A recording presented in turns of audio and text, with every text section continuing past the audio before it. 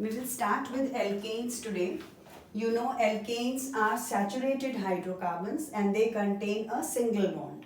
So when we want to make alkanes, preparations can be made from either alkenes or alkynes.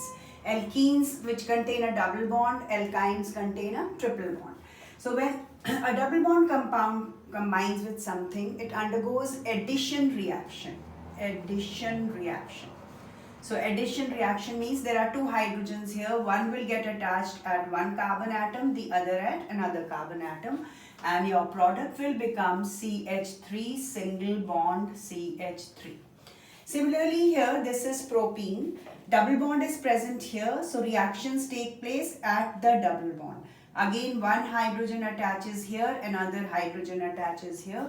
So your compound now becomes CH3, CH2, CH3. This has become CH2, this has become CH3. So ethane, propane. If there is a triple bond compound, again hydrogen will get attached at two ends, but triple bond will first change into a double bond. So first I'll get CH3, CH, double bond CH2, because one hydrogen here becomes CH, one hydrogen here becomes CH2.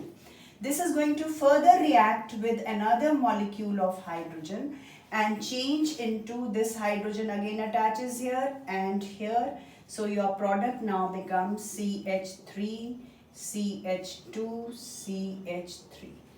So again, till we get a single bond compound, reaction continues and triple bond first to a double bond, then into a single bond. I'm using one more compound which is called Grignard's reagent. Grignard's reagent are alkyl magnesium halide. This is an alkyl group, magnesium halogen. So any halogen can be here. I have used here CH3MgBr, which are also known as organometallic compounds.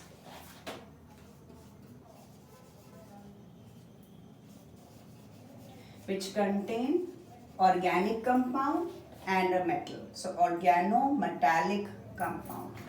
So the reaction takes place as I've written water here. I can split water into H and OH. So H gets attached here and OH gets attached here. A compound breaks into two in this way. So my product is CH4 because I've attached one hydrogen here. MgBr is already there, so plus MgOH Br. This OH, Mg, OH and Br. The next two reactions you already know, which is decarboxylation, which means removal of carbon dioxide. So you had done in class 10, sodium acetate reacts with soda lime. So this is soda, NaOH, and CaO is called lime. So in presence of soda lime, this CH3 combines with hydrogen to give you methane CH4 plus Na2CO3, sodium carbonate. So carbon dioxide is being removed in the form of carbonate. Similarly, if I want to make a higher hydrocarbon, that is higher alkane, we'll increase the number of carbon atom here. So CH3CH2 if you take, you will get the product CH3CH3, which is ethane, hydrogen from here, CH3CH2 plus 1H, CH3 plus again Na2CO3. So both these reactions are called decarboxylation reaction, where carbon dioxide from here, CO2, is changing into a carbonate. Now let's look at another type of reaction which is called Wurtz reaction. Wurtz reaction is done from alkyl halide, alkyl group halide, alkyl group halide. And in presence of sodium and ether, this reaction takes place. I'm going to divide this compound into two parts.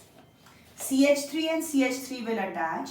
Sodium will combine with Br to form sodium bromide. So my product now is CH3 single bond CH3 plus 2NaBr because I'm balancing the equation. Fine. I've written this twice. even if I give you in an exam, say I write only CH3Br plus sodium, you are going to write this twice so that you know that this is going to add up 2 times. Now supposing I use CH3Br plus CH3 plus, let me first write sodium, plus CH3CH2Br. That is, your question says methyl bromide reacts with ethyl bromide in presence of sodium. So I am again dividing the compound with alkyl groups here. Between sodium and bromine, like this, I will get sodium bromide. We will write this way CH3 and from here to here. Do not write CH3, CH2. In a chain, never CH3 comes in the middle. So now my product is CH3, CH2, CH3. CH3 this way, CH2, CH3 plus 2NaBr. Now third case. Supposing now I say that the compound I am using is 2-bromopropane reacts with sodium.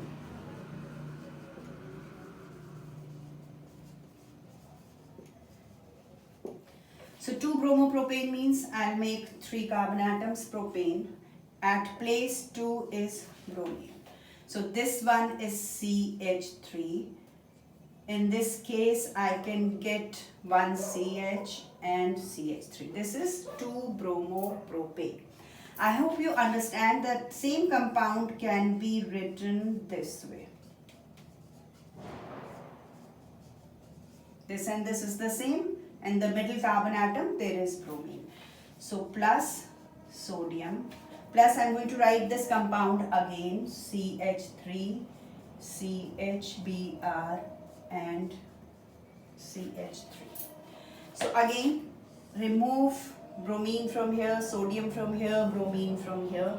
I'll get 2NaBr because I'll have to balance this 2NaBr. Now write it CH3, CH same way and from this end. So my product now is, I'm first writing CH3, CH, CH3 as it was written, CH3, CH, CH3.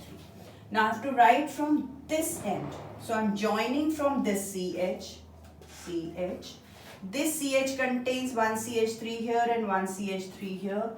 So 1 CH3 here and 1 CH3 here plus 2 NaBr. So now what will be the name of this compound? I'll have to number it 1, 2, 3 and 4. So this is my chain. And on this chain at place 2 and 3 there are 2 methyl groups. So it becomes 2, 3 dimethyl butane. Right? Now see another one.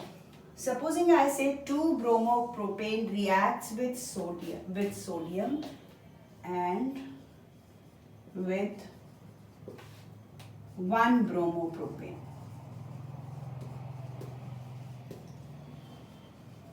So I'll write again. First I'll write 2-bromopropane, CH3, CHBr, CH3 is 2-bromopropane plus sodium plus 1-bromopropane means CH3, CH2, CH2Br is 1-bromopropane because bromine is at place 1. Again divide it from here this way to this way, and from here where I'm cutting it out, we'll write from this end. So I'm writing this as it is. So it becomes CH3, CH, CH3 as it is. Now start from here. Attach it. CH2, CH2, CH3. So now the name of the compound. This is the longest chain. Place 2 contains methyl group. So it becomes 2-methyl pentane.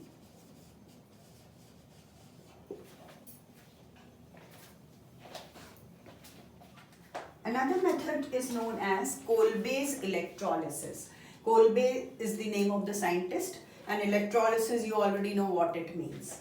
So if I take sodium acetate, pass current through this aqueous solution of sodium acetate, it's going to divide into positive and negative parts. So this is positive, this is negative. So CH3COO minus and sodium ions. Now you know that the negative ions start moving towards the anode, positive ions start moving towards the cathode. So at the cathode, sodium ions gain 1 electron to become sodium. Whatever positive here, same sign will come here to make 1 electron, makes it sodium neutral. Now sodium reacts with water because this is an aqueous solution, give you NaOH plus hydrogen. This reaction you already know. At the anode, acetate ions move towards the anode. They are negatively charged, so they lose 1 electron to become first neutral. Now this neutral part, 2 molecules of this divides into 2 parts, CH3CH3 plus 2CO2. In this type of preparation, only compound containing even number of carbon atom can be formed. So ethane can be formed, but propane has 3 carbon atom, cannot be formed. Butane can be formed. So the final product, since 2 things combine together here, that is why a compound containing even number of carbon atom can be formed from Kolbe's electrolysis. Now properties of alkanes are that all alkanes are saturated hydrocarbons, so they do not want to react. All of them contain a single bond, which is the final stage. Saturated means enough is enough. So they do not like to react, but under severe conditions they start reacting. Now when they are reacting, they undergo substitution reaction. Like if I write down methane with 4 hydrogen atoms, and I want it to react with something, I'll have to remove 1 hydrogen and attach here. So say first time Cl, if I'm reacting with say chlorine, 1 hydrogen removed and chlorine gets attached. Then another time if I react, then this Cl, third time this hydrogen replaced and this hydrogen replaced. So that's how reactions take place. CH4 reacts with chlorine, first 1 hydrogen replaced. Obviously minus HCl will be formed. I should write here minus HCl. So CH3Cl, then further CH2Cl2, then CHCl3. I am removing 1 hydrogen, increasing 1 chlorine in that. Final product is CCl4. In CH3CH3, next compound, which is ethane. So again, now stop writing like C2H6 as you were writing in class 10. Don't write this. Write it as CH3CH3. So from this carbon atom, I am removing hydrogens 1 by 1. There are 3 hydrogens. So first 1 chlorine, then 2 chlorine, then 3 chlorines. Then move to this carbon atom. So this carbon atom again 1 chlorine, 2 chlorine and 3 chlorine. Finally, all the 3 hydrogen atoms have been replaced by chlorine. So basically now the structure of this compound is that it has 2 chlorine atoms, 2 carbon atoms and 3 chlorine atoms here, 3 chlorine atoms here. So if you are writing the name of this compound, I'll say at place 1 there is 1, 1, 1, 3 chloro. Then at place 2 again there are 3 chlorine. So 1, 1, 1, 2, 2 hexachloro, because there are 6 chlorine atoms, hexachloroethane. So IUPAC name will become this. Similarly for CCl4, 1, 2, 3, 4, all are chlorine atoms.